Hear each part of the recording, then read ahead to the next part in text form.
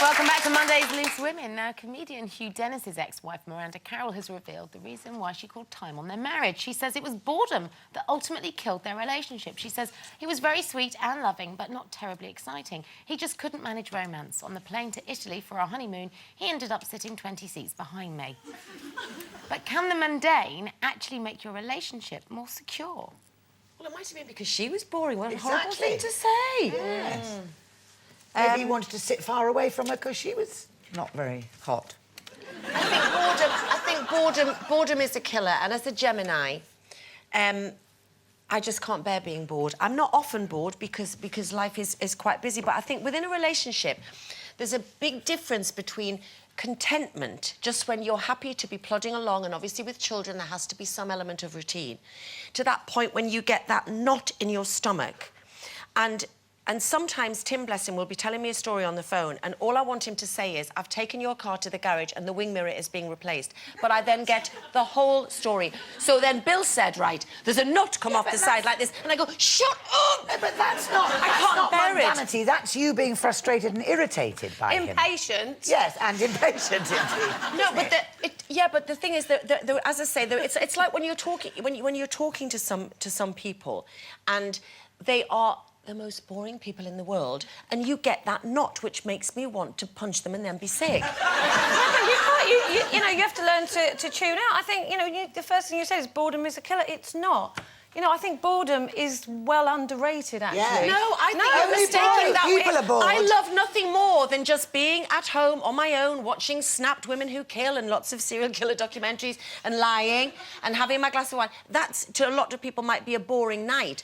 But it's not when you feel that knot of boredom, and I think, well, you know... I don't know what that knot of boredom is, because I've never been that bored. You know, sure, I experience boredom. Everybody does. You know, I grew up being bored, and actually, I think it's beneficial to be bored now and again. And everyone goes around going, oh, life's too short. And yes, certainly for some people it is, but most of the time it's long and boring. And that's why people drink, because a lot of the time they're bored. You know, and it makes the time go fast. What's your excuse? Because you've just said you've never been bored. No, I've never had that. Not I experience boredom. Yes, I do, and actually, I quite like it. I like the boredom and the mundanity of everyday life. I think you're up to a point. With up to a point, because, you know, remember, my New Year's resolution this year was not to go on so many holidays. Yes, and one day, I was emptying the dishwasher and I thought, I can't do this every day without a holiday in sight. I can't. And so that kind of got to me, and unfortunately I broke my New Year's resolution and booked holiday. I'm going on Thursday, yeah. But that's about being bored with life. In terms of a partner, in terms of turning around and saying to somebody in a relationship, you're boring, is the difference between that and the wonderful comfort of being with somebody who knows you very well, and mundanity can be very secure.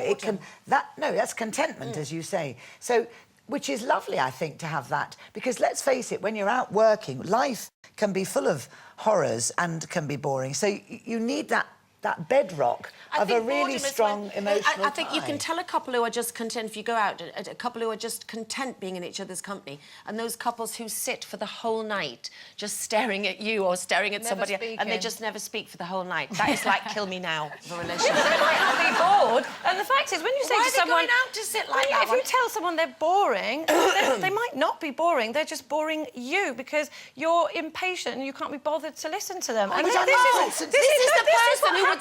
So you would stand for hours talking to the most boring person. You'd just go, shut up, you're boring me. That's what you would say to them. That's right, I would. But because I wouldn't tell them they are boring, I'd say you are boring me and I've got to go now. But also, I don't think there's anything wrong with it. In a relationship, for instance, just take, for example, that lady married to Hugh Dennis.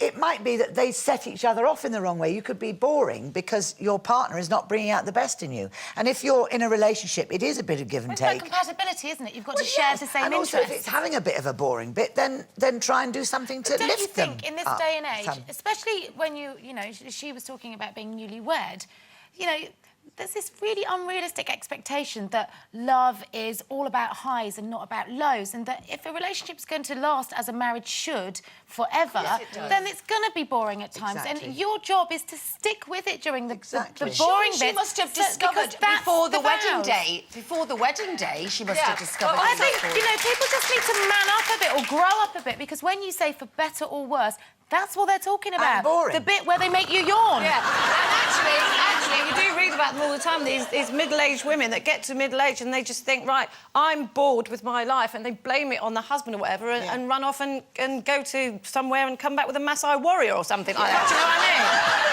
But do you know what I mean? They do, women do And I'm do that. really They get looking forward to because they want too much. They expect too And much. that's Carol's next holiday.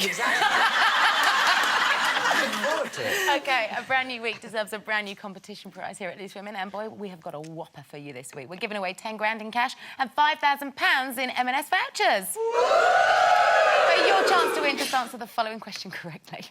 Who is Richard Madeley married to? A. Judi Dench, B. Judy Finnegan, or C. Julie Andrews? Call 09012 931941. Calls cost no more than £1 and 3 pence from BT landlines. Calls from other networks may be higher, and from mobiles will be considerably more. Text your answer A, B, or C to 63303. Text costs £1 plus one standard network rate message. Red button viewers can enter by pressing their red button now, or enter for free at itv.com. Entrants must be 18 or over. Lines close at 11 a.m. on Monday, 28th of February. And entries made after this time won't be counted, but may still be charged.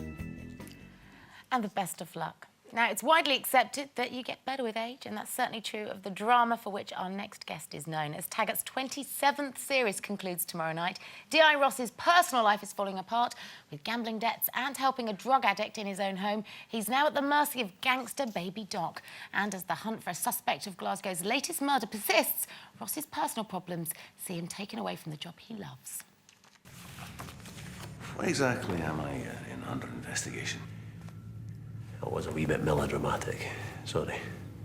We received a complaint that a police officer assaulted and robbed a drug dealer. That officer was identified as you. That is ridiculous. Robbie, relax. I'm on your side.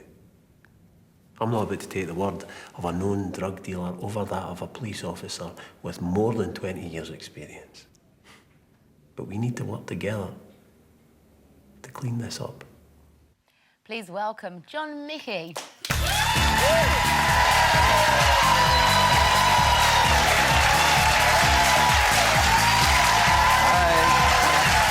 Oh, thank you. Hello.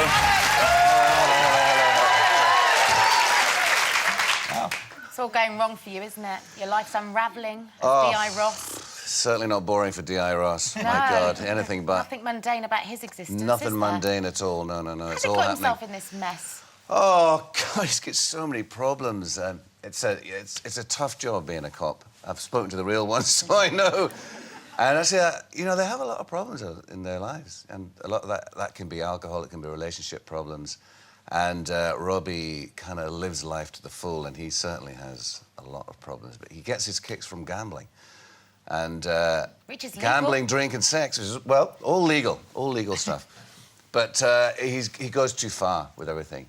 He's He lives involved with life to some the full. dodgy characters, isn't he?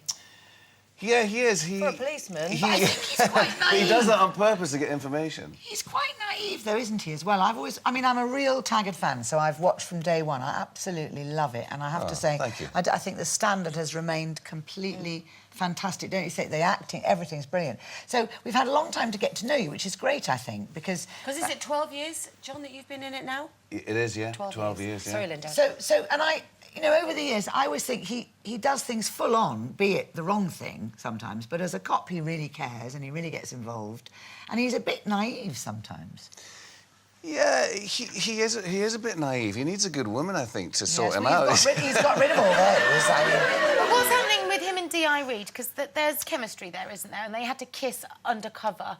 And then you Yeah. sort of thought, I think he quite likes that. Finally, Jackie and Robbie get to kiss, but they have the excuse of kissing undercover, so you don't know whether they really want to, how much they're enjoying it, how far do they actually go with that kiss. Will we find out, though? Will we find out in the next series? The next series, I'm sure, I think. I've got a feeling if if there's a next series, which I'm sure there will be. And that'll be the, what, 28th series? 28th series? 28, yeah. 28 Yeah. Was it? series. Yeah. 27th is just finishing, 28th is the next one.